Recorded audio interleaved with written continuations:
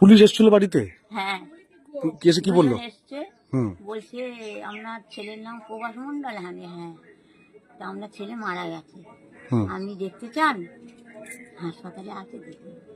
আমি বলছি না, আমি আর দেখতে চাই না, আমি দেখে আর কি করবো, আর আমার যাবার শক্তি নেই, আমার গলা শুকিয়ে যাবে, বলতে পারছি না। হ্যাঁ, তা আমি বলছি আমার যাওয়ার শক্তি নেই, আমি যাবো না, তোমরা থাকো। বলছে ও তো আই কার্ড লাগবে। তাই বলে কি, দেখো আমি তো কোথায় আই কার্ড জানি না, খুঁজে পাই ঢাকা। ছেলের যে মৃত্যু হলো তাতে আপনার কষ্ট হচ্ছে না? আমার কষ্ট, মার তো কষ্ট হবে, আমি সে কষ্ট দরকার নেই, ও যা কর্ম করেছে তাতেই গেছে, আমার শান্তি।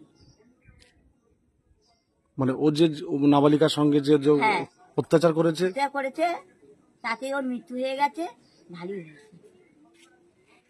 আপনারা কি মৃতদেহ আনতে যাবেন?